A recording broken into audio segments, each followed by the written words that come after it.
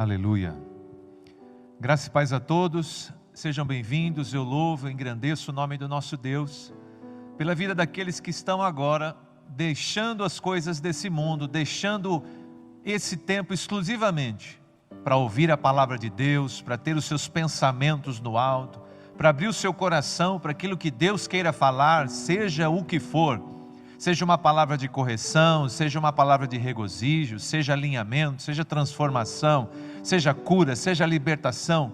Aquilo que o nosso Deus entendeu de ser bom para as nossas vidas, nós vamos aceitar de bom grado pela fé. Em nenhum momento nós temos visto a Bíblia nos ensinar que nós devemos com a razão estarmos concluindo a nossa vida espiritual. Mas nós devemos sempre, através da fé, discernir todas as coisas. Às vezes eu penso que é para a direita, a minha razão aponta para a direita, mas a minha fé, a minha Bíblia, o meu Deus, Ele aponta para a esquerda. Às vezes eu penso que é para seguir em frente, e a razão, o óbvio, está tudo apontando para frente, eu tenho certeza que é para frente, mas quando eu ouço a palavra de Deus e dou ouvidos ao Espírito Santo, Ele me convence que é para trás. Muitas coisas na minha vida aconteceram assim, e eu parei de credibilizar o óbvio e a razão, e hoje vivo pela fé. Isso não é uma coisa que acontece na vida do homem de uma hora para outra, automaticamente. Isso é um processo de convencimento do Espírito Santo, isso é um processo de experiências ao longo da vida com Deus, que vai nos deixando esse entendimento, que a razão, por mais forte que ela seja, o óbvio, mais forte que seja, eu não devo ter como ponto de partida nenhuma dessas duas coisas, nem razão, nem o óbvio, nem a minha emoção, meu coração. Sempre, acima de tudo, a palavra de Deus, sempre acima de tudo, a vontade de Deus, e eu vou fazer isso sempre através da minha fé. Viver os dias dessa forma implica em muitas vezes entrar em conflito, a fé e a razão. A fé apontando para uma direção, a razão apontando para outra direção, e eu aqui no meio, o que fazer? Quando eu sou jovem e caminho com Deus há pouco tempo, a razão ainda predomina as minhas decisões, a razão ainda me leva imediatamente a definir situações. Mas quando eu caminho um pouco mais com Cristo, quando eu caminho um pouco mais com o Espírito Santo, com o céu, com a Bíblia, a razão inclina, mas dentro de mim um gatilho já me coloca na situação de: vai confiar de novo na razão? Vai confiar de novo no óbvio? Vai confiar de novo naquilo que é humano, que é terreno? Ou vai dar crédito desta vez às Escrituras, ao Espírito Santo, à Bíblia, que não tem nada a ver com a sua razão? É crer ou não, é obedecer ou não, mesmo que a minha mente não compreenda, no meu espírito eu sei. Eu deixo de fazer o óbvio, eu deixo de fazer o que é racional para fazer o que é certo. É um paradoxo. Quando eu deixo de fazer o que é óbvio e certo, o que é óbvio e racional para fazer o certo, não é fácil nem para mim, não é fácil nem para você. Essas decisões tomadas na obediência da palavra, na obediência da fé, irmão, é uma coisa que rompe ao longo dos anos nas nossas vidas. Muitas vezes eu ainda cedo à razão, muitas vezes eu ainda cedo ao que é óbvio, muitas vezes eu ainda cedo à emoção do meu coração, mas muitas vezes também eu e você estamos acertando quando damos crédito à nossa fé, ao Espírito Santo, à palavra, que não tem nada a ver com a razão. Ou você caminha na razão, ou você caminha na sua fé. Todos os dias eu estou tendo que tomar essa decisão: razão ou fé? Vamos no óbvio ou vamos na palavra de Deus, pelo Espírito Santo? Como vai ser? E a minha vida, ela está seguindo há mais de 20 anos dessa forma, e o Senhor Deus está me aperfeiçoando cada vez mais, e eu queria que você prestasse muita atenção nessa conversa, porque às vezes, porque cresci um pouco mais, ou você, porque cresceu um pouco mais, toma uma decisão no Espírito, toma uma decisão na fé, toma uma decisão na palavra, e todas as pessoas, sem exceções, que estão pela razão, que estão pelo óbvio, que estão pela emoção, elas vão se chocar com a sua decisão. Elas não vão compreender a sua decisão, e elas vão até julgar você. Mas como? Elas vão dizer, como? Eu não entendo por que ele está fazendo isso. Não é o óbvio ele estar agindo desta forma. Eu não sinto no meu coração por que ele tomou essa decisão, por que ele está indo nessa direção. E começa o conflito. As pessoas que estão na fé, elas estão em conflito com quem está na razão. As pessoas que estão no Espírito, elas estão em conflito com quem está, meu irmão, na mente, no óbvio, nos sentimentos. E essa batalha às vezes é travada dentro da igreja, porque às vezes o pastor toma uma decisão na fé, no Espírito, na experiência da palavra, mas a igreja, ela está vivendo a sua razão, ela está vivendo a sua emoção, ela está vivendo, meu irmão, aquilo que é óbvio.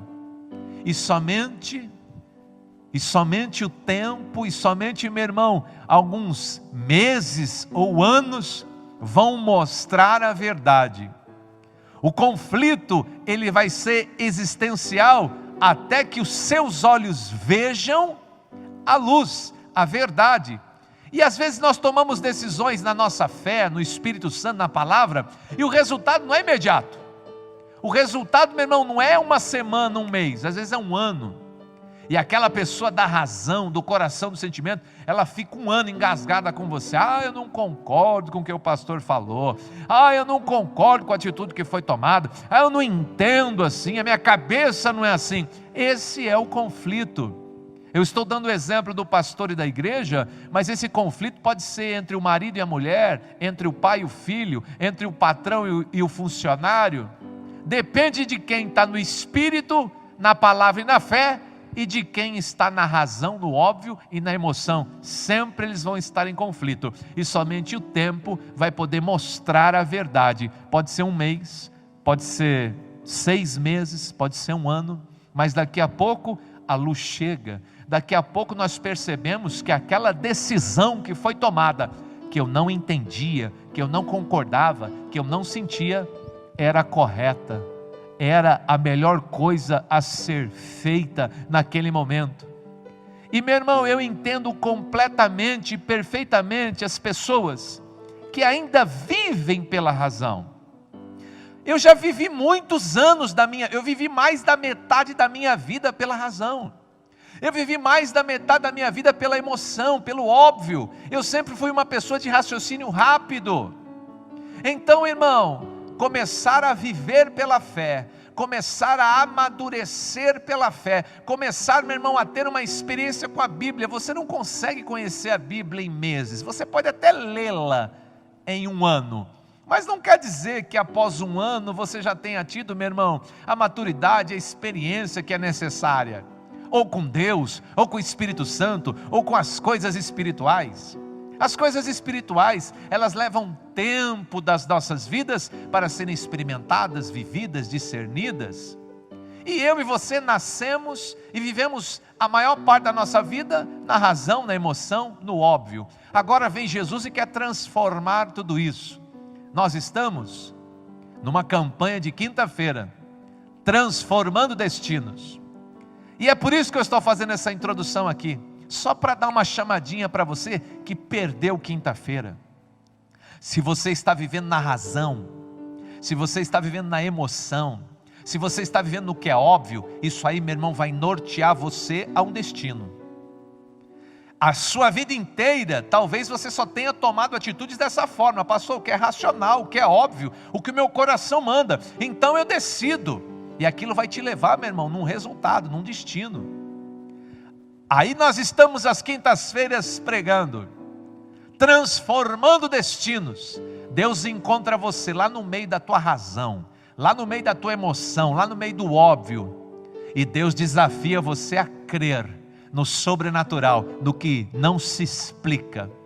Deus desafia você a crer na palavra dEle, onde, meu irmão, não dá para pegar, não dá para sentir, só a fé, ou sim ou não, pela fé. Aquilo parece tudo muito novo.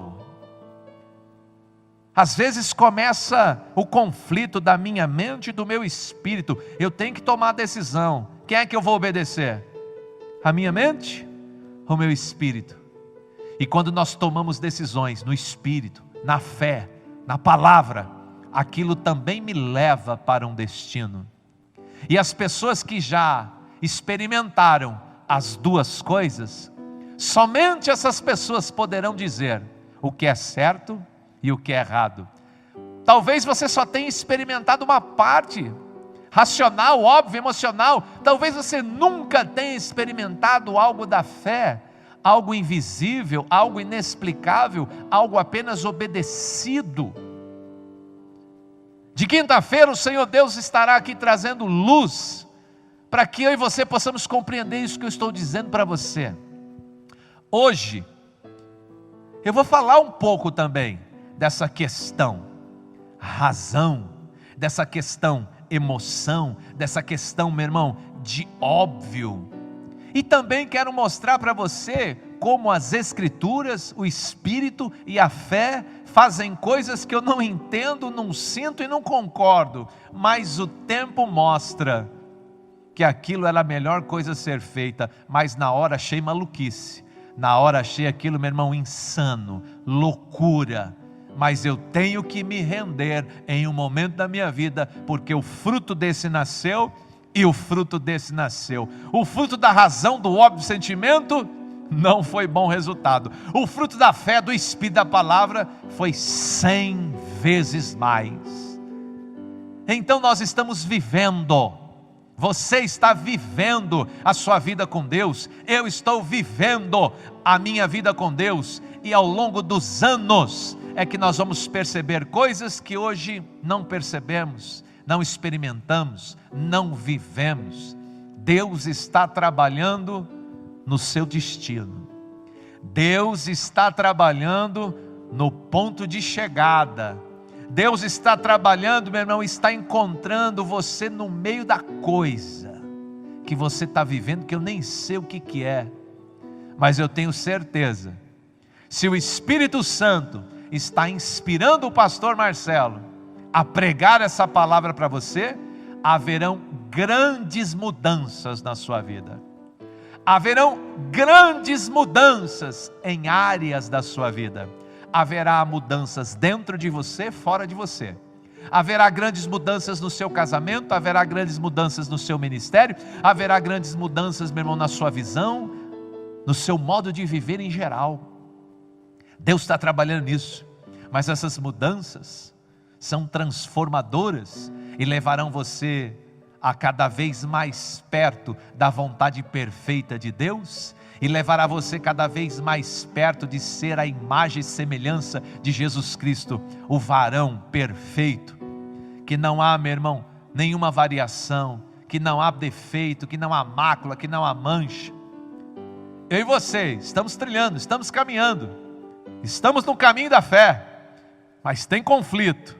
Estamos no caminho da palavra, mas tem conflito. Estamos no caminho do Espírito, mas tem conflito. Pastor, quem quer conflito? É o diabo? Não, não estou falando de diabo não. Estou falando da mente, estou falando da alma, estou falando, meu irmão, do óbvio, estou falando do seu coração enganoso. Queria também que você estivesse orando, porque nós estaremos tomando decisões essa semana. Estamos buscando uma autorização na prefeitura para fazer um muro do templo, separando ali as divisas. Nós temos vizinhos ali. Os nossos vizinhos, nós queremos estar bem com eles, nós queremos abençoar eles, nós queremos que eles compreendam que a igreja de Jesus, ela vem para fazer a diferença, mas não para prejudicar, para roubar, para destruir, ela vem para somar.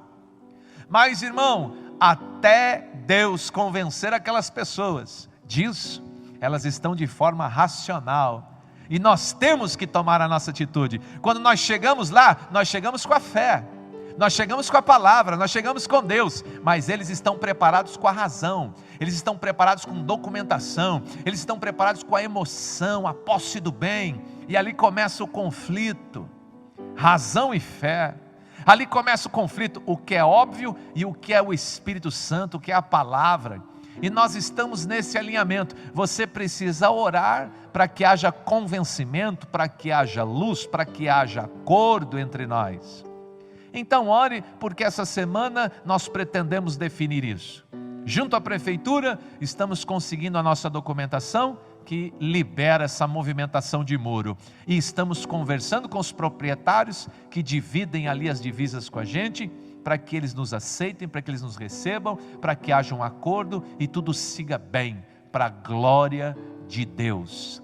O conflito está aí em toda parte. É na minha vida, é na sua vida, é na igreja, é lá no mundo, é mente, é coração, é espírito, é alma, é Deus, é Bíblia. Está tudo aí rompendo, tudo aí acontecendo. Eu estive meditando hoje em duas coisas. Eu gastei o tempo da minha meditação hoje em duas coisas. Eu já mencionei alguma coisa do que eu vou falar hoje para você. Você que é membro da comunidade Filadélfia de Mogi Guaçu, já me ouviu falar desse assunto. Você que não é membro, ou você que está chegando agora, você não me ouviu. Mas preste muita atenção no que eu vou dizer, no que eu vou ensinar você hoje, porque você vai viver o resto da sua vida entendendo isso, e você vai estar vivendo uma das duas coisas que eu vou pregar para você. Dessas duas coisas, você vai estar vivendo uma. Dessas duas coisas, talvez você já viveu uma e agora está vivendo a outra. Não sei se você entende, mas eu vou pregar duas coisas. Talvez você esteja vivendo uma delas. Eu vou pregar duas coisas. Talvez você já tenha vivido uma e agora está vivendo a outra. Quem vai estar nos ensinando é o Espírito Santo, e ele vai usar a frase, os textos do homem mais sábio que existiu neste mundo, depois de Jesus Cristo, com certeza, Salomão. Salomão, ele viveu uma vida de sabedoria. Salomão, ele experimentou, e ele relata isso, ele experimentou de tudo nessa vida. Salomão viveu muito tempo reinando e muito tempo governando sem guerra. Salomão não guerreou. Salomão viveu poucas guerras. Salomão, ele usufruiu mais da parte política, ele usufruiu mais do que a terra tem para oferecer. Ele comeu, ele bebeu, ele gozou a vida inteira de recursos. Ele experimentou, meu irmão, o que poucos homens, senão ele exclusivamente experimentou na vida. E ele falou muita coisa por experiência. Eu e você, quando nós estamos lendo as Escrituras, a maioria das vezes nós citamos as Escrituras por conhecimento.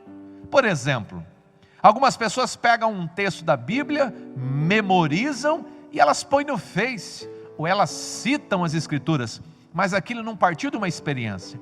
Ela nunca viveu aquela palavra que ela memorizou, citou ou postou. Diferente do Salomão, tudo que Salomão relatou, tudo que Salomão escreveu em Cantares, em Provérbios, em Eclesiastes, tudo partiu de uma experiência. Ele sempre falou do que viveu, ele sempre falou do que experimentou, ele sempre falou do que sabia. E você lemos a Bíblia e citamos a Bíblia, mas na maioria das vezes é uma coisa de memória e de conhecimento, não é experimentado, não vem de uma experiência aquele saber, vem de um estudo. Então eu queria que você soubesse que o que vai ser relatado, alguém viveu, e alguém está relatando do que sabia por experiência. Eu e você estamos tendo a oportunidade hoje de aprender com a experiência de Salomão e sermos convencidos pelo Espírito Santo de que isso é a verdade, mesmo sem experimentar. E espero que você, depois de crer que o que Salomão viveu é a verdade, você decida o que você vai viver, se é uma ou se é outra coisa. E talvez você nem tenha decidido, a coisa lhe foi imposta, mas hoje você pode decidir: olha, pastor, eu vou sair dessa uma e vou partir para essa outra. Olha o que diz a Bíblia em Eclesiastes capítulo 6, eu vou falar de uma coisa e depois vou falar da outra coisa. Eu vou chamar de coisa porque a fé é certeza das coisas que o homem não vê, o homem não sente, mas o homem tem certeza e espera. Até a Bíblia usa essa expressão, certeza de coisas. Eu vou falar de coisas, estou sempre falando de coisas da fé. Eclesiastes capítulo 6, vou ler na NVI. Versículo 1, olha o que o Salomão disse. Aqui já fica claro que partiu de uma experiência. Se você tiver pouco entendimento bíblico, mas estiver aí me acompanhando, atento no que eu estou falando, fica muito bem explicado, fica fácil de compreender. Olha o Eclesiastes capítulo 6, Salomão diz assim, ele começa assim, eu vi, o que, pastor? Salomão começa escrevendo assim, eu vi. Irmão, se ele viu, trata-se de uma experiência. Eu vi ainda outro mal debaixo do sol, que pesa bastante sobre a humanidade. Perceba você que o problema que Salomão vai narrar aqui é uma coisa comum. Ele viu isso acontecer muitas vezes. Ele viu ao longo da vida isso que eu vou dizer para você acontecer muitas vezes. Uma experiência, ele viu e ele está narrando. Eu vi esse mal na humanidade muitas vezes. O que você viu, Salomão? Diga. Ele diz assim: Deus dá riquezas, Deus dá bens, Deus dá honra para os homens, de modo que não falta nada para que os seus olhos desejam. Eu vou repetir, Salomão diz, eu vi um mal debaixo do sol, que pesa bastante sobre a humanidade. Ô Salomão, se você falou que é mal, isso aqui não parece mal. Olha, o Salomão diz que é mal, mas ele fala assim, que mal que você viu, Salomão? Eu vi Deus dar riquezas, Deus dá bens, Deus dá honra para os homens, de modo que não falta absolutamente nada que os olhos deles desejam. Pastor, mas isso é bom demais, isso é maravilhoso, o homem poder possuir tudo aquilo que os olhos desejam, e Deus dá riqueza, e Deus dá bens, e Deus dá honra, tudo que eles querem, isso é bom, isso não é mal. Aí tem um ponto e vírgula. Salomão era sábio, o mais sábio do mundo. Aí tem um ponto e vírgula que fala assim, mas, quando tem mas na Bíblia, irmão, lá vem bomba. Aí ele conclui o pensamento, mas Deus também fez uma coisa para esses homens. Deus não permitiu que eles desfrutassem das coisas que eles receberam. E isso é um mal terrível, disse o Salomão. Perceba você, irmão, como Salomão era sábio.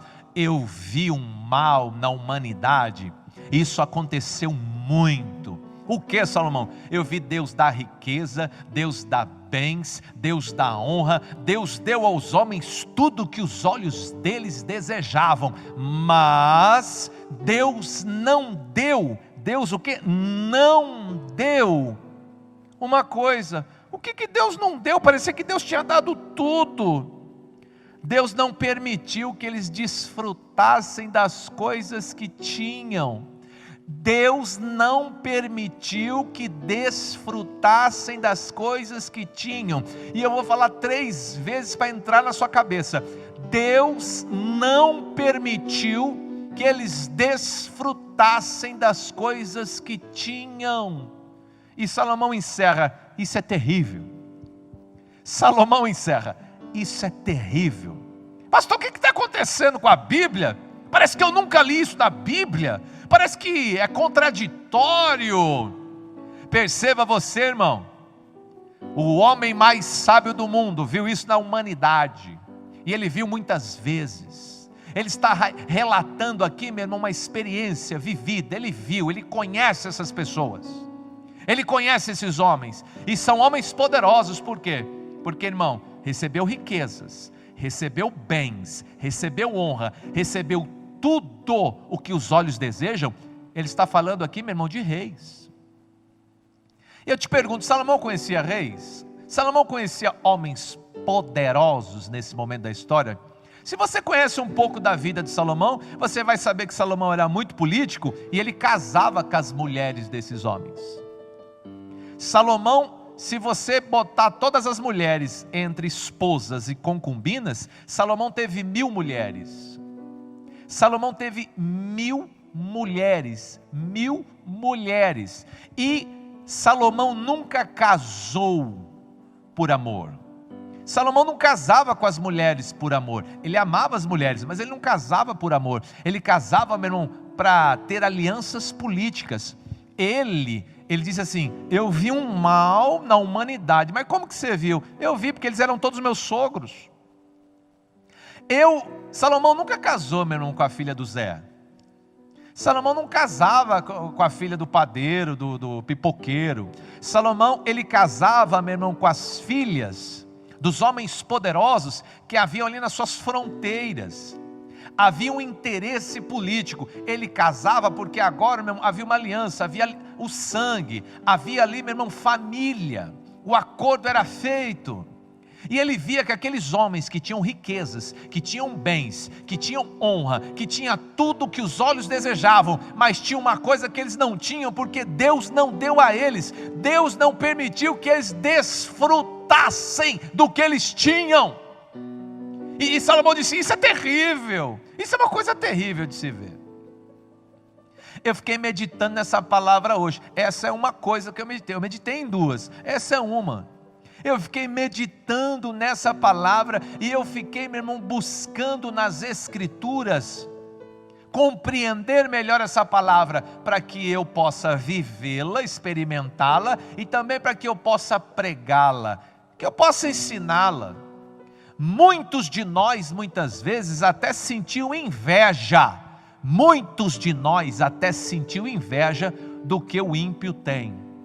Pastor, eu sou crente, pastor, eu sou um homem de Deus, eu sou um homem que obedeço a Bíblia, eu sou um homem consagrado, eu tenho santidade, mas pastor, quando eu olho, aquele ímpio tem tanta riqueza, aquele ímpio tem tanta honra, aquele ímpio tem tudo que os olhos desejam, e parece que a vida dele é tão boa, parece que a vida dele é tão maravilhosa, parece que a vida dele é tudo. Mas se você conhecer as Escrituras, e se você acreditar no que o Salomão está dizendo, porque ele viu esse mal no mundo, e ele viu muitas vezes, ele via que muitos ímpios, porque os reis eram todos ímpios, o único rei que era crente era o rei de Israel, o povo de Deus era Israel, o outro era tudo ímpio. Existiam muitos reis poderosos, riqueza, honra, bens, tudo o que os olhos desejavam eles tinham, mas Salomão percebia que eles não desfrutavam de tudo o que eles tinham, porque Deus dava, mas Deus não permitia que houvesse ali, meu irmão, o gozo, a satisfação, o usufruir de tudo o que tinha. Eu fiquei meditando nisso. Você já pensou, meu irmão, uma pessoa, talvez você até conhece, porque quando chega a Bíblia, quando chega, meu irmão, luz, você começa a compreender as Escrituras e começa, meu irmão, a viver as Escrituras. Lembra do Sansão? Eu estou pregando Salomão, mas lembra do Sansão? Quando Sansão convidou os pais para ir conhecer a noiva filisteia, os pais disseram: não vai casar com a filisteia, Sansão, busca aqui entre o povo de Deus. Não, o cara é filisteia. Foi lá na Filisteia.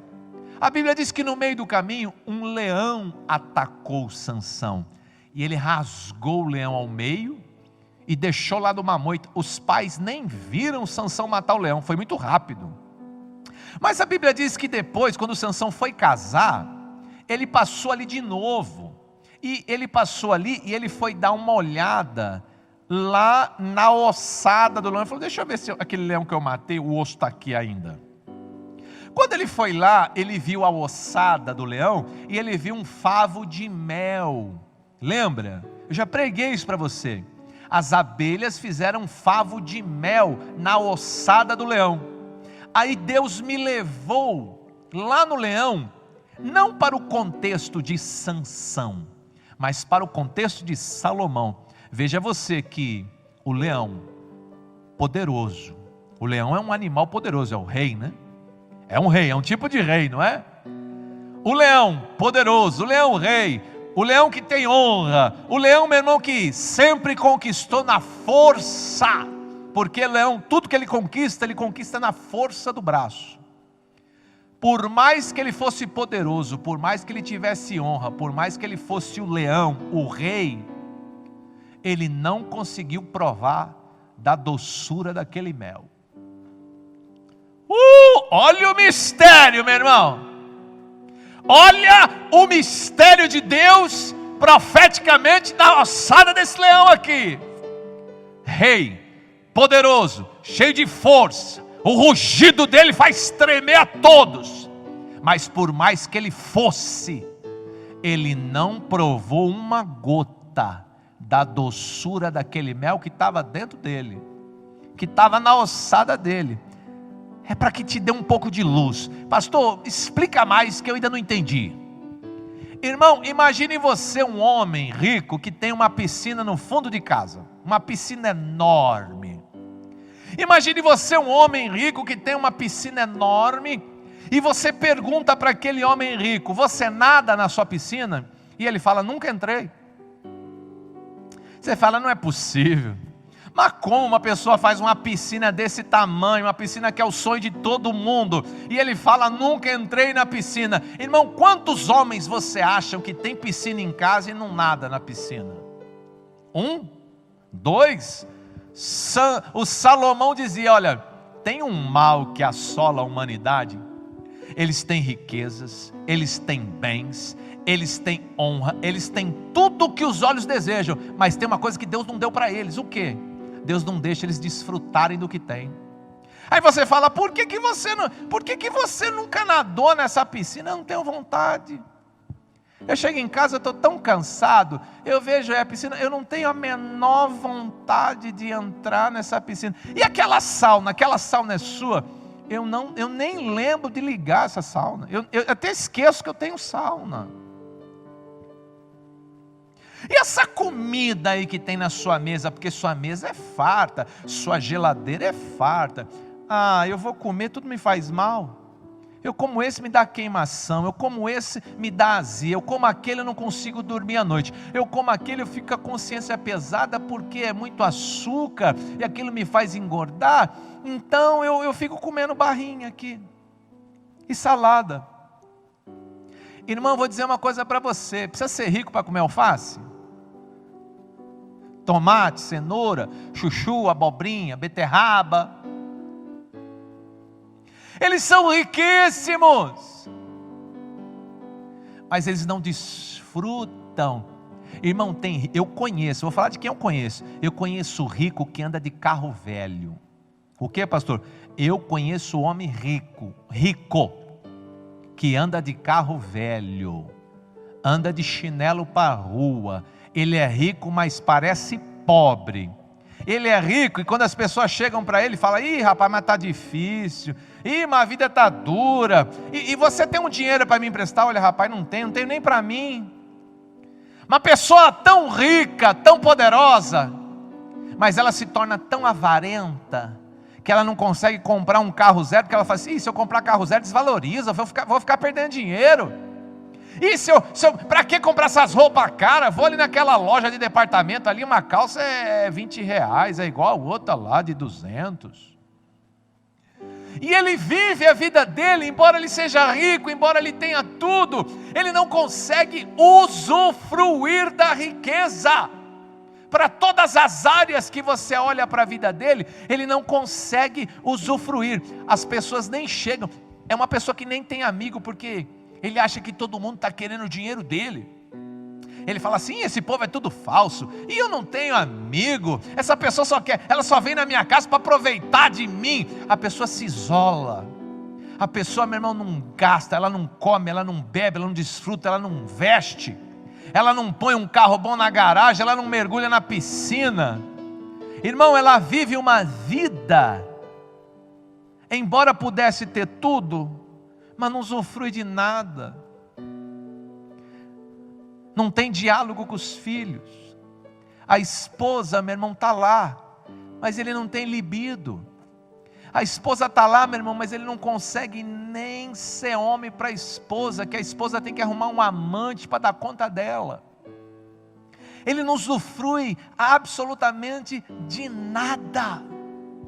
Esse é um mal que Salomão viu na humanidade. Aí agora eu pergunto para você, Salomão viu? Mas eu também vejo.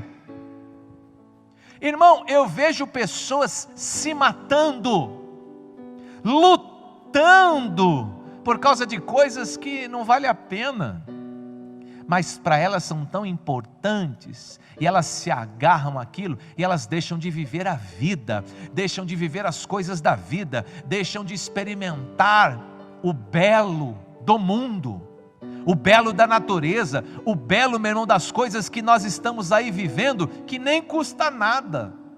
Irmão, o que custa você ver Você sabe por que o rico fala assim, ó o rico, eu quero comprar essa propriedade bem ali no mar, para mim ver o pôr do sol, eu não quero que tenha nenhum prédio na frente, eu quero o pôr do sol.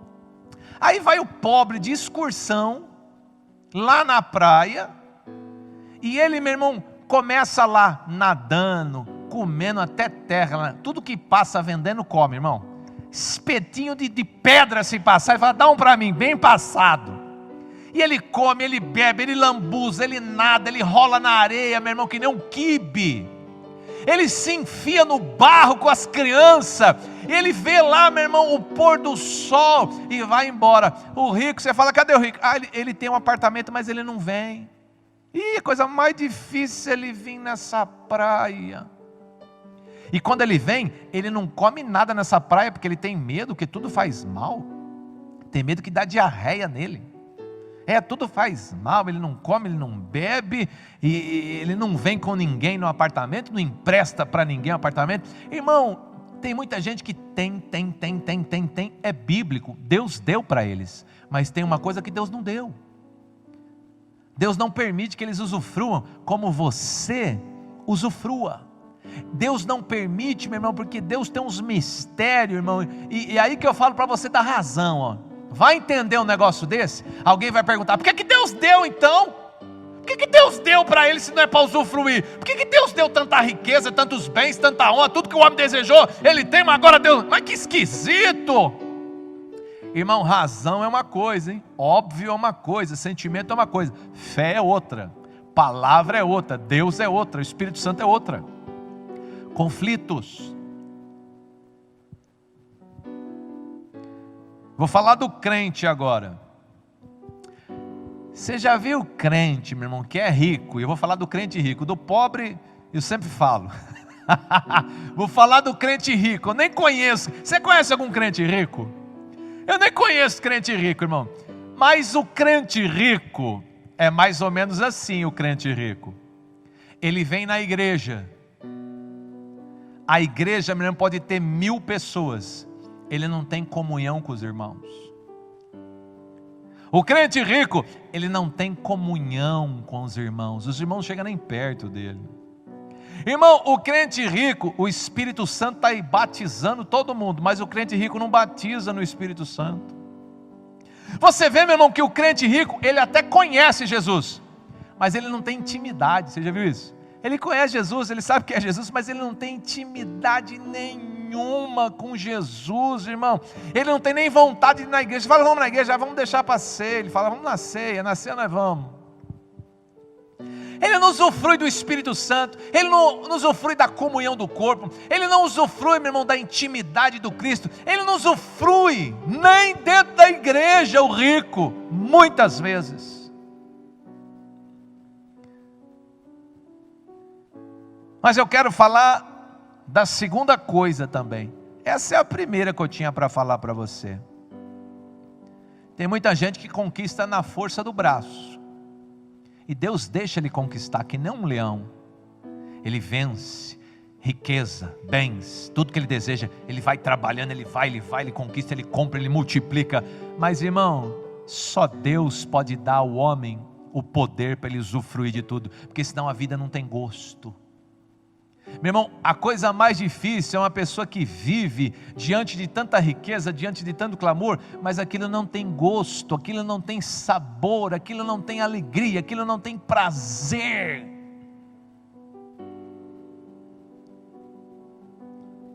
Olha a segunda coisa, está no mesmo Eclesiastes, só que está no capítulo anterior.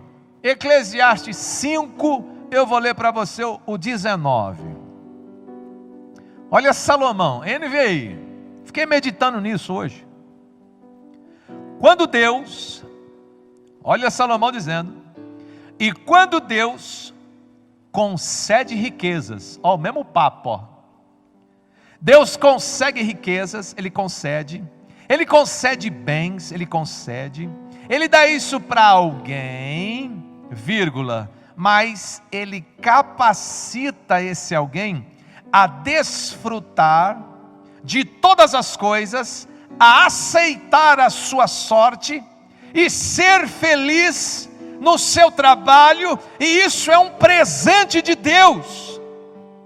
Pastor, parece que esse homem aqui, ele conseguiu as mesmas coisas que o outro, tem riqueza, tem bens, só que esse aqui conseguiu a parte mais importante.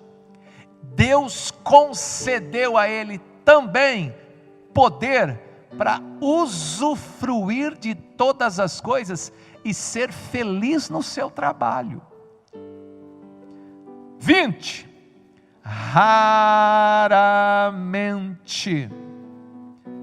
Raramente para você o quê? De vez em quando. Raramente essa pessoa fica pensando na brevidade da vida. De vez em quando ele dá uma pensadinha, eu vou morrer. Mas é muito raro, raramente esse tipo de pessoa pensa na morte. Por quê? Porque viver é tão bom, ele tem tudo e ele usufrui de tudo. Agora eu vou perguntar para você, e a pessoa que tem tudo e não usufrui, quantas vezes ela pensa na morte? Irmão, a maioria das pessoas que pulam dos prédios, elas pulam dos seus apartamentos. Irmão, pobre só tem barraco. Se um pobre falar assim, eu vou pular da janela, irmão, o pobre fala assim, eu estou louco, eu estou furioso, eu vou pular da janela. Irmão, ele cai assim, já levanta e já entra de novo. Porque para pular da janela de um apartamento, você precisa ter um apartamento. Para pular de uma cobertura, você precisa ter uma cobertura. E as pessoas que se suicidam, elas pensam diariamente na morte. Elas pulam dos prédios, elas pulam dos andares, elas pulam das pontes, das coberturas. Elas pensam na morte diariamente. Pastor, quem está usufruindo dos bens, das riquezas, das coisas que Deus deu, pensa na morte? Não tem tempo para pensar nessa morte. Por que não tem tempo? Ó, com o que ele está ocupado. A Bíblia é demais, eu amo a Bíblia. Ó, o que ele está ocupado, irmão? Eu parei com você aqui no 20. Raramente essa pessoa fica pensando na brevidade da vida. Por que, Salomão? Porque Deus mantém essa pessoa ocupada com alegria no coração. Irmão, você está ocupado com o quê? O que é que te ocupa? O que é que ocupa seu tempo, ocupa sua mente, ocupa seu coração? O que ocupa o seu espírito? Porque Deus deu a esse homem riquezas, deu a ele, deu bens, Deus deu para ele também o poder de usufruí-las. Raramente esse homem pensa na brevidade da vida. E mais uma coisinha, está sempre ocupado com a alegria do coração. Pastor, parece que eu nunca escutei uma coisa dessa. Parece que eu nem conheço gente que anda ocupado com a alegria do coração. Você conhece gente que está ocupada com a alegria do coração, porque tudo que Deus deu, Ele tem poder para usufruir? Eu vou perguntar uma coisa para você. Adianta morar numa cobertura, adianta morar lá, meu irmão, com a mulher do Brad Pitt, a geladeira cheia, dinheiro na conta, carro zero, mas você não ter, meu irmão, recebido de Deus poder para usufruir dessas coisas? Ou será melhor você morar lá onde você mora, ter a mulher que você tem, o carro que você tem, o dinheiro que você tem, a geladeira que você tem, e estar, meu irmão, ocupado com alegria? Os seus filhos estão lá empoleirados em você. Os seus filhos estão lá, meu irmão, empoleirados, te beijando, te abraçando, sentado no seu colo. Do outro lado, tua esposa, meu irmão, ela olha para você com um olhar que não se explica, de admiração. Uma esposa que te admira, não porque você tem dinheiro, uma esposa que te admira porque você é um homem de Deus e recebeu de Deus essa dádiva, esse dom de usufruir de tudo. Irmão, se a mulher bota um pé de frango para você comer, você chupa o osso. O rico bota lá, meu irmão, um bife wagyu. Pastor, não sei nem que bife que é esse, é um bife caro. Bota um bife wagyu, ele fala assim: não estou com fome, não quero carne, não quero comer. É porque me dá queimação, me tira o sono, me engorda. A esposa linda, maravilhosa, olha para ele e fala assim, na cabeça dela, ela olha e fala assim: um dia você vai morrer, desgraçado, eu vou ficar com tudo e você feliz com o pobre, feliz. Você sabe, irmão, que tem muita mulher que fica comprando tapoé. Vou dar um aviso para você, você é do tempo da tapoé, irmão? Tem mulher que fica comprando tapoé e fica juntando a tapoé e não usa a tapoé. Irmão, um dia você vai morrer, teu marido vai casar com uma mulher que vai usar tudo aquelas tapoé porque ela é feliz. E eu vou lá na casa dela, a gente vai jantar, vai comer, e ela vai encher uma tapoé daquela de comida, e vai falar: pastor, leva essa comida, e não precisa nem devolver a tapoé. Olha que benção. Tem gente, meu irmão, que tem as coisas, mas não usufrui, porque Deus não capacita elas para isso. Só Deus. O dinheiro não promove felicidade. O dinheiro pode comprar as coisas melhores desse mundo, mas só Deus pode dar a você, irmão, a satisfação, o gosto, o prazer, a alegria de usufruir. É bíblico. O homem mais sábio viu isso por experiência. Ele, meu irmão, comia, bebia, se deleitava, enquanto que os outros reis não tinham prazer nem da vida. Pessoas amargas, pessoas más. Você conhece gente rica que é má? São más, são amargas, são invejosas, são idólatras, são avarentas, são arrogantes, são altivas, são orgulhosas, não respeitam ninguém, não consideram ninguém, não têm amigos. Eu quero dar um outro exemplo aqui dessa segunda parte aqui, ó.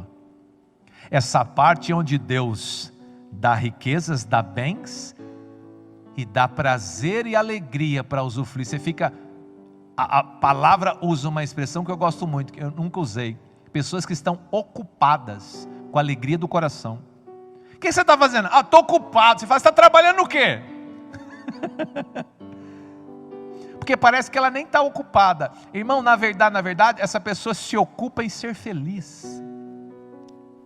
Ela não está lá produzindo numa máquina. Você está falando: eu estou ocupado. Não fala comigo que eu estou ocupado. Esse da Bíblia fala: eu estou ocupado. Mas o que você está fazendo? Eu estou ocupado com a minha felicidade. É tanta coisa para me cuidar. É minha mulher, é o meu filho, é meu cachorro, é os meus irmãos da igreja, é Deus, é o céu, é a glória, é Jesus, é o reino.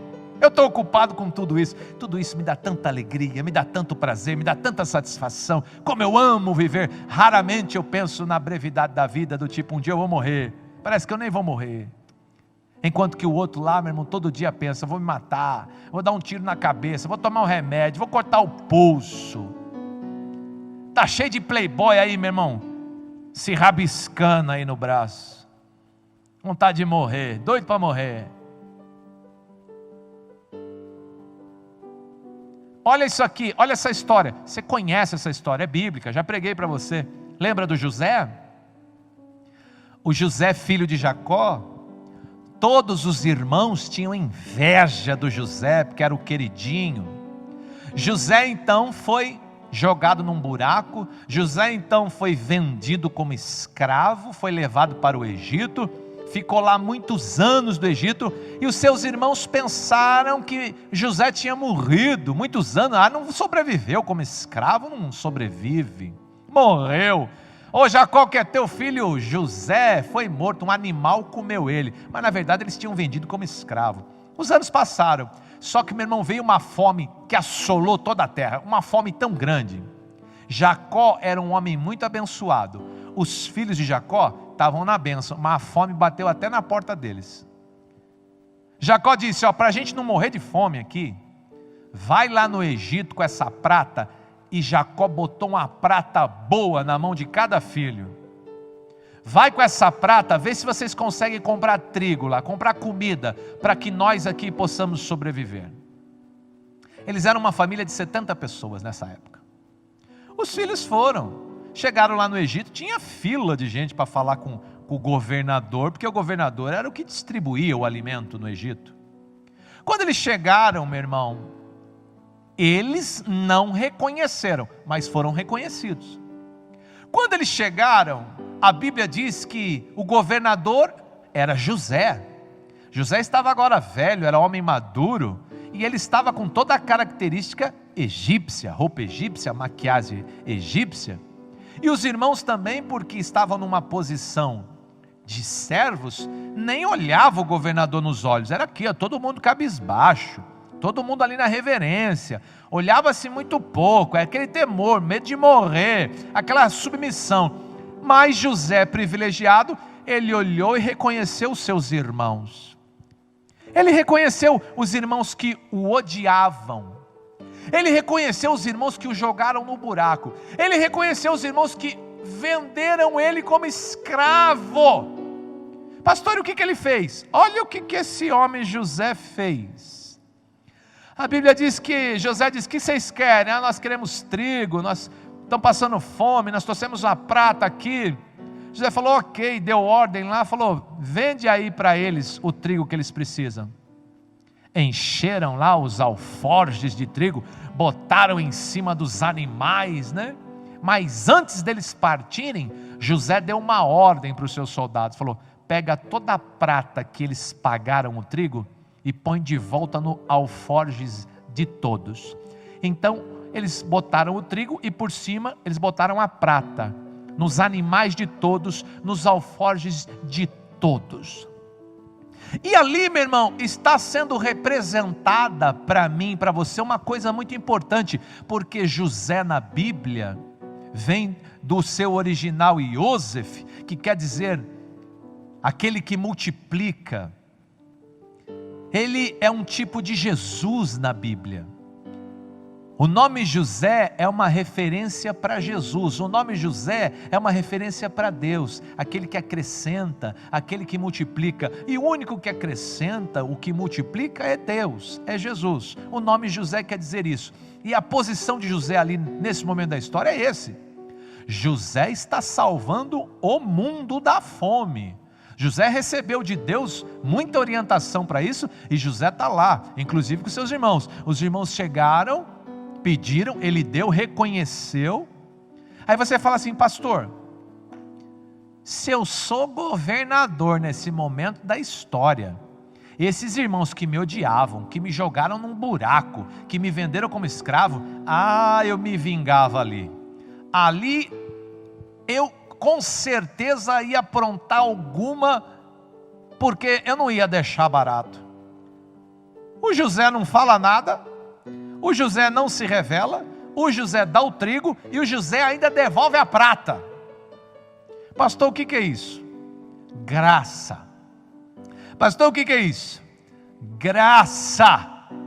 A palavra graça, para quem ainda não conhece, é um favor imerecido. É quando você recebe uma coisa que você não merece. Quando Deus quer dar alguma coisa para você, eu e você estamos sempre achando na nossa pequenez, porque a gente sempre é razão, né? Olha, eu vou bater de novo. Você quer razão, que é o óbvio, você acha que Deus vai dar para você porque você merece.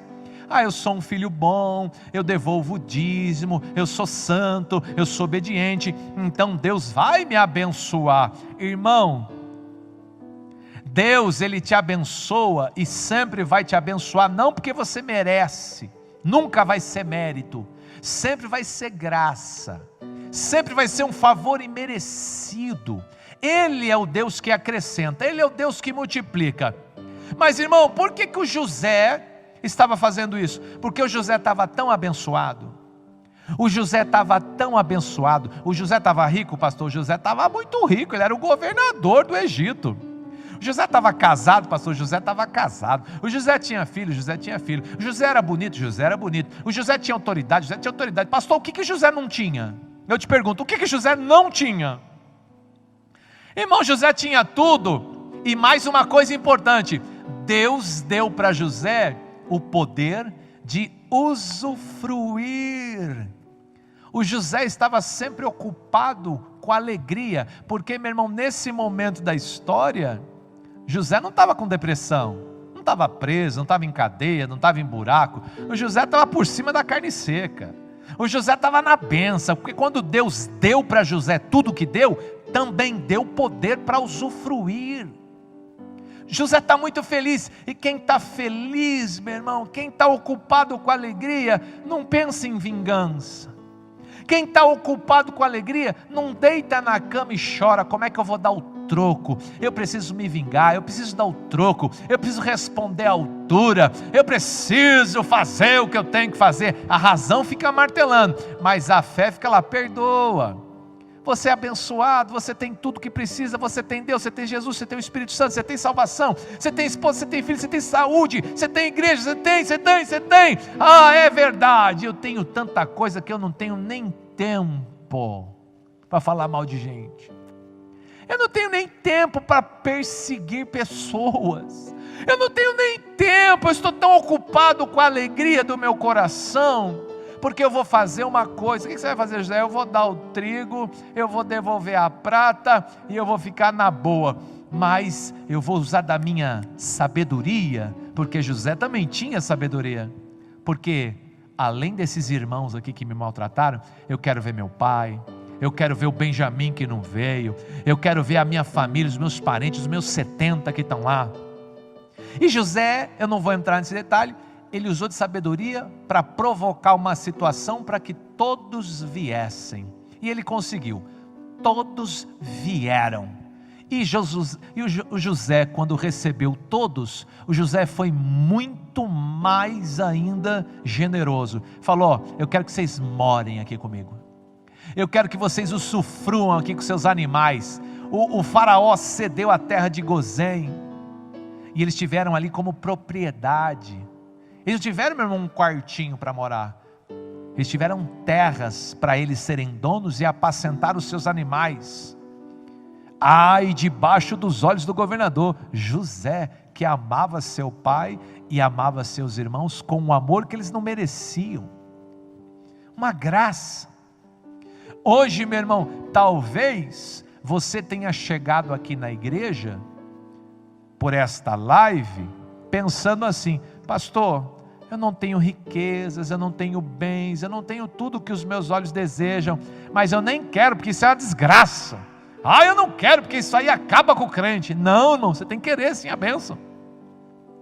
Queira a bênção e queira essa palavrinha que é tão importante quanto a bênção: poder para usufruir dela. Muita gente recebeu de Deus muitas coisas, mas Deus não deu a ele a alegria de usufruir, a alegria, meu irmão, de tê-las.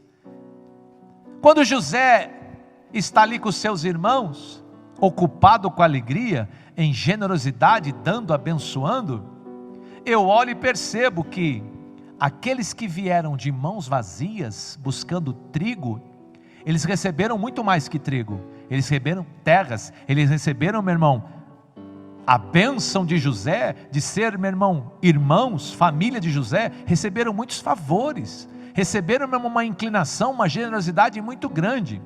E talvez você hoje compreenda uma coisa: José, ele simboliza Jesus, e você hoje não vai pedir nada para José, nem para mim, mas se você pedir para Jesus alguma coisa, olha Jesus, está um tempo tão difícil na terra, está uma pandemia aí na terra, está uma loucura, tem gente morrendo aí na terra. Olha, Jesus, eu estou meio sem o que comer. eu estou meio que sem saída, eu estou meio que na falta das coisas, sem trabalho. Olha, Jesus, o Senhor pode me socorrer? Mas aí o diabo vai falar para você: mas como você tem a cara de pau de pedir as coisas para Jesus, se nem na igreja você não vai, se o dízimo você não devolve, se você não jejua, se você não lê a Bíblia, se você não ora, você persegue igreja, você persegue pastor, seu testemunho é péssimo. Como é que você acha que Deus vai dar alguma coisa para você? Como é que você acha que Jesus vai dar uma coisa para você? Irmão, não acho, eu tenho certeza, porque Jesus é muito melhor do que José. Os irmãos não reconhecem José, mas José reconhece os irmãos. Você talvez não tenha reconhecido Jesus nesse tempo da sua vida, mas Jesus sempre reconheceu você como obra-prima da criação. Jesus sempre reconheceu você como filho de Deus. Jesus sempre reconheceu você de uma forma do tipo: eu vou abençoá-lo, do tipo, eu vou sustentá-lo, do tipo, eu vou dar além do que ele precisa. É por isso que eu vim para que eles tenham vida e vida com abundância.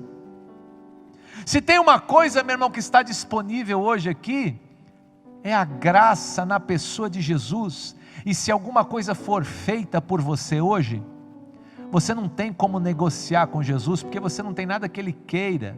E de forma alguma Jesus vai abençoar você por mérito, porque você mereça alguma coisa. Jesus, ele pode dar, meu irmão, muitas coisas para pessoas e não dá poder para usufruir.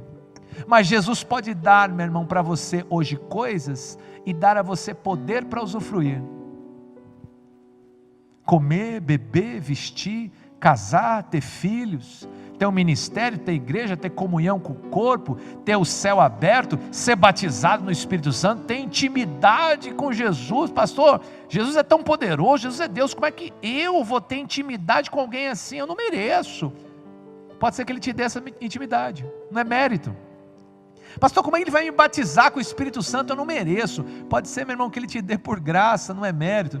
Pastor, como é que ele vai me permitir viver as coisas espirituais, sobrenaturais, o deleite? Pastor, a vida passar a ter gosto, ter sabor, eu ter prazer no meu casamento, ter prazer nos meus filhos, ter prazer na minha casa, ter prazer na minha vida, me ocupar com alegria. Ele pode fazer isso hoje na sua vida através da graça, irmão.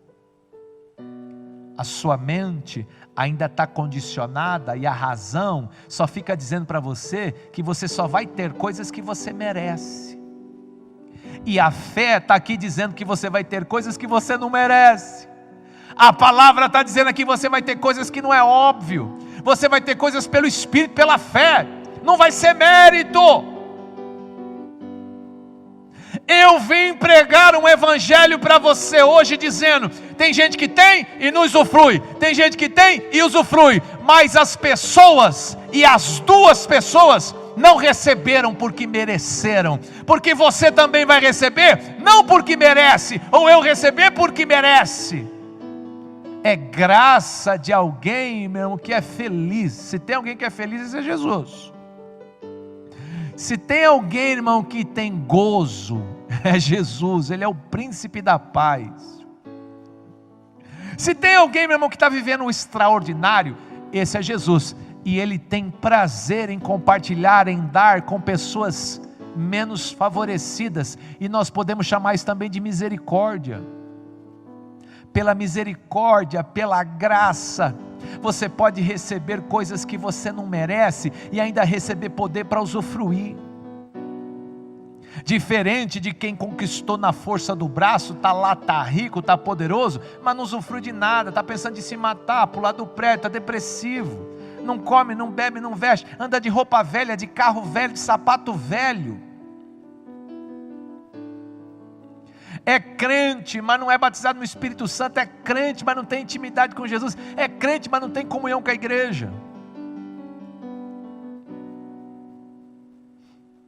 Eu fiquei muito feliz, irmão, por entender essas duas coisas e olhar para mim e perceber que se eu recebi alguma coisa desse Deus na minha vida, e se eu vou receber mais alguma coisa desse Deus na minha vida, não é mérito nenhum, eu nunca vou conseguir fazer por merecer, eu nunca vou conseguir negociar com Jesus, eu mereço, o Senhor tem que me dar, não consigo, não há obras para isso. Pastor, por que a igreja Filadélfia de Mogi Guaçu é tão abençoada? Eu te digo, graça. Pastor, por que essa igreja prospera tanto, cresce tanto, multiplica tanto? Eu te digo também, graça. Pastor, pensei porque você com a pastora Zenaida são muito consagrados, vocês oram, vocês jejuam, vocês meditam, vocês são de Deus. Não, irmão, nós sempre fomos pior que o Batman. Se tem um pastor mau aqui em Mogi Guaçu, chama Marcelo. Se tem um pastor que não merece, chama Marcelo. Mas então por que ele te dá? Graça sobre graça. E tem mais uma coisa que ele me deu, importantíssima: poder para usufruir. Se tem um pastor, meu irmão, que está feliz, é pastor Marcelo. Diante dos meus olhos eu tenho visto Deus dar, Deus dá, Deus dá. E eu, meu irmão, não estou depressivo, eu não estou querendo pular da ponte do rio, eu não estou querendo eu não estou querendo chorar, não estou tomando remédio, irmão, eu estou vivendo um tempo da minha vida tão extraordinário, irmão, eu estou ocupado com alegria, e você? Porque se você não estiver ocupado com alegria, você deve estar ocupado com outra coisa. Você está ocupado com o quê? O que te preocupa? Você fica pensando na brevidade da vida? Porque se você quiser qualquer coisa que esteja disponível nesse céu, se você quiser qualquer coisa que esteja disponível hoje das mãos de Deus, irmão, basta pedir. Pastor, mas eu não mereço. Mas não é mérito. José está lá, irmão. Os irmãos odiavam José. José deu trigo, José não falou, José botou a prata, José criou uma situação para trazer o resto, ainda para dar uma cidade para morar, e cuidar deles até eles morrer. E Jesus muito mais do que José. Jesus te ama de um tanto, irmão. Ele conhece, Ele sabe quem é você. Ele sabe, irmão, o quanto você falha, o quanto você erra, o quanto você, meu irmão, é difícil, obstinado, o quanto você, meu irmão, muitas vezes fala sem sabedoria, fala na emoção, fala na razão, julga, acusa, estende o dedo, não coopera, não trabalha, não dizima, não oferta, não pega um carnê. Mas se você pedir, Ele te dá. Não é mérito. Nunca você vai poder dizer para Jesus: eu tenho isso porque eu trabalhei, eu tenho isso porque eu me esforcei, eu tenho isso que eu paguei o preço. Não é, irmão, é graça. É porque Deus tem um sonho, Deus tem um propósito, e Ele dá, como Ele tinha na vida de José. O José teve tudo o que teve, e eu vou linkar no culto de quinta. José teve tudo o que teve, toda a riqueza, toda a autoridade, toda a honra, para governar o Egito e parte da terra, por causa de um propósito. Deus queria salvar o povo dele, Deus queria salvar Jacó, Deus queria salvar o Rúben, o Naftali, o Dan, o Issacar, Deus queria salvar todos aqueles caras ruins lá, todas aquelas famílias, aquelas tribos, Deus queria salvar, e Deus projetou uma obra de salvamento tão grande, e usou a vida do José. E eu digo para você, irmão, quinta-feira eu disse, o destino que Deus tem para mim, tem para você é esse: sermos libertadores, sermos homens de sinais, compartilhar tudo que nós estamos recebendo desse Deus. O que de graça eu recebi, de graça eu entregarei. Eu vou recebendo e eu vou dando, eu vou recebendo e eu vou dando. Olha a vida de José. José foi recebendo, e o que mais? E dando. Irmão, nesse tempo da história ninguém deu mais que José. Ele alimentou o Egito inteiro, e quem veio e bateu na porta dele, ele deu. Por que você não ousa pedir a Deus a bênção? Porque, irmão, se Deus não estiver querendo te dar, você pode pedir riqueza, porque os reis tiveram riquezas, tiveram bens, tiveram honra, tudo que os olhos desejavam, mas não puderam usufruir. Então, meu irmão, se você tiver algum problema com Deus, você não vai usufruir, você só vai saber isso na hora. Imagine você que você fala assim, eu queria tanto uma casa, eu queria tanto, olha essa história aqui, eu queria tanto uma casa, eu queria que Deus me desse uma casa, aí Deus vai dar a casa, aí você encontra a irmã no outro dia, droga de casa, é 15 banheiros para lavar, eu não aguento mais limpar essa casa é muito grande, é o jardim, é as árvores, é o piso, é os vidros, mas é muito grande, eu quero vender essa casa e comprar uma casa pequena. Tem gente que pede casa, Deus dá casa, mas não dá o poder de usufruir. Quantas pessoas você conhece que a casa é linda e é grande, e ela fala assim, eu não aguento mais essa casa. E tem gente, meu irmão, que está na casa grande, a casa é grande, a casa é bonita, a casa dá trabalho, ela fala assim, meu Deus, eu vou quebrar mais essa parede aqui para aumentar mais um pouco, eu preciso enfiar mais gente aqui, as comunhão está tão grande, está vindo a igreja inteira na minha casa, eu vou quebrar isso aqui, eu vou ampliar, mas dá trabalho, dá sujeira, depois todo mundo vai embora e larga aí, mas eu gosto que esse torresmo espirra na parede, eu gosto que essa fumaça de churrasco impregna as cortinas da minha sala, eu gosto de ver essa casa cheia, as coisas sendo usadas, eu uso os pratos, eu uso os talheres, eu uso os copos, eu uso os cômodos, eu uso o sofá, eu uso a piscina, eu uso a churrasqueira, eu uso essa casa, eu uso tudo, e na casa do outro, irmão, a churrasqueira não tem, nem teia de aranha tem, não assa nada lá, porque vai pingar, vai engordurar, vamos vender essa casa, vamos comprar um barraco. Você pensa que não tem? Tá assim, às vezes Deus dá, mas não usufrui.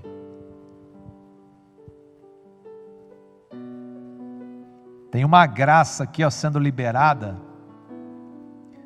tem uma graça sendo derramada em Mogi Guaçu hoje, tem uma graça disponível hoje, meu irmão, para você, mas não é só para você ter as coisas, é para você ter e usufruir. Eu acho que é aí que está a graça não está simplesmente em você ter coisas, porque tem gente que está cheio de coisa, mas não usufrui, não é feliz. A graça está em você ter e usufruir, ter e ficar ocupado com alegria, ter, meu irmão, e pensar na brevidade da vida raramente. Um dia eu vou morrer, mas não vai ser hoje. Eu sei, meu irmão, que algumas pessoas hoje elas me ouvem pregar essa palavra e ficam pensando, pastor, parece tão fácil o senhor falando, mas irmão, se fosse difícil, ia ser injusto.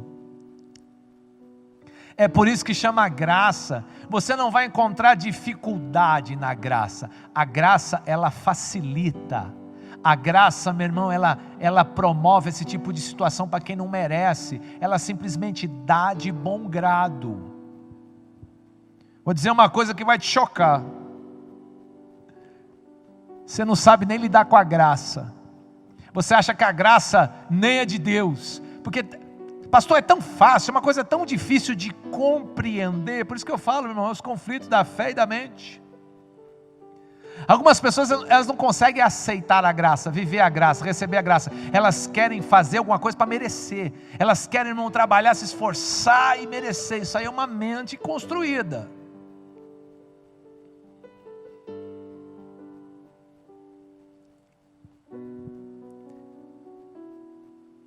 Eu vou encerrar esse culto, porque eu tenho que ir embora, jantar com a minha família, com os meus filhos, com a minha esposa. Eu tenho que ficar lá na sala com eles empoleirados, num colchão lá, assistindo qualquer coisa. Eu tenho que estar lá dando uns gritos com eles lá. Eu tenho que estar lá, meu irmão, olhando para o céu e vendo a graça sendo derramada nessa igreja, nas nossas vidas, na construção, na edificação do templo. Eu tenho que desfrutar das coisas que esse Deus está me dando agora. Pastor, você vai morrer? Eu penso raramente na brevidade da vida. Uma hora eu vou morrer, irmão. Mas se eu morrer, não fica com dó de mim. Se eu morrer, meu irmão, não precisa nem chorar. Não vá pensar você, meu irmão, que a morte para mim vai ser a pior coisa que vai acontecer na minha vida. Irmão, quando eu morrer, vai acontecer uma coisa, eu vou voltar para casa. Quando eu morrer, eu vou voltar para casa. É de lá que eu vim, é para lá que eu vou voltar. Eu vim de Deus e eu vou voltar para Deus. E vou voltar pela graça. Eu não vou voltar para Deus pela minha força, pelas minhas obras. Eu vou voltar para Deus porque Ele me amou dessa maneira e disse: eu te salvo se você crê. Eu criei. Eu te abençoo se você crê. Eu criei. Eu faço você prosperar. Eu criei. Eu faço você ter mais do que o suficiente. Eu criei. Olha, Marcelo, eu vou te dar um poder para você usufruir de todas essas coisas que eu creio, Senhor. Mesmo sabendo que eu vou falhar, que eu vou errar, que eu vou pecar, eu vou estar sempre diante de um Deus misericordioso, cheio de graça, que todos os dias vai renovar essa graça sobre a minha vida e vai me permitir viver neste mundo e naquele que está por vir eternamente, comendo e bebendo das suas delícias, comendo e bebendo, meu irmão, de tudo que Ele sonhou para mim. É o meu Deus, é o meu Pai, é o seu Deus, é o seu Pai. Então, para mim encerrar esse culto, eu vou adorar o meu Deus. Deus não vai me abençoar, irmão, porque eu tenho dado muito ou pouco. Esta é a lei da semeadura. É uma outra coisa que Deus também tem para nós. Pastor, é só a graça que Deus tem? Não, irmão, a Bíblia está cheia de coisas. A Bíblia diz que nós temos sementes, e se nós temos sementes é porque Deus colocou nas nossas mãos sementes. E Ele estabeleceu uma lei. Ele falou: se vocês quiserem plantar, vocês vão colher a 30, a 60 e 100 vezes mais. Eu sou um dos tais que creu, e eu vou fazer isso com alegria. Eu vou semear no solo fértil, que é a casa do Senhor. Eu vou semear na obra, eu vou semear no reino, eu vou semear no evangelho, eu vou semear na igreja, eu vou semear em Cristo, eu vou semear enquanto eu tiver sementes, meu irmão. As sementes não existem para estarem nas minhas mãos. As sementes, elas existem para serem lançadas e crescerem e multiplicarem. Deus, como se não bastasse a sua graça, eu ainda planto. Como se não bastasse a sua graça, eu ainda semeio para colher. Deus, se tem alguém que está abençoado hoje em Mogi Guaçu, é a igreja de Jesus, é a igreja do Senhor, que recebe de graça e ainda recebe do que planta 30, 60 e 100 vezes mais. Glorifica teu nome hoje, Senhor Deus, com essa palavra, que os homens se apercebam do que acontece na humanidade, na terra. Tem gente que tem riqueza, tem bem, tem honra, tudo que os olhos desejam, mas não usufrui. E tem outro tipo de pessoa que recebe riqueza e bens, e o Senhor dará a elas o poder delas usufruírem, de ficarem ocupadas com alegria o dia inteiro. Elas comem, elas bebem, elas vestem, elas sorriem, elas brincam, elas vivem em Cristo Jesus, desfrutando das coisas espirituais, do Espírito Santo, da palavra, do reino de Jesus, da intimidade, da tua glória, dos sinais, das maravilhas. Comem o melhor dessa terra e vivem de forma sobrenatural. Deus, glorifica teu nome em tudo isso. Continua nos ensinando, nos mostrando, continua nos permitindo. Deus, eu abençoo a tua amada igreja com essa palavra de graça, lembrando, não existe mérito nenhum nas nossas obras. É o teu favor imerecido que hoje nos alcançou, nos ministrou. Hoje nós vamos levar para casa o que nós viemos buscar aqui, Pai. A tua bênção, a provisão do Senhor, a direção, a resposta, o milagre, a cura, a porta do emprego, a restauração do casamento, a restauração da empresa. Nós estamos aqui buscando estas coisas, Senhor Deus, pela tua graça, em o nome santo do teu Filho amado, Jesus Cristo, Yeshua HaMashiach.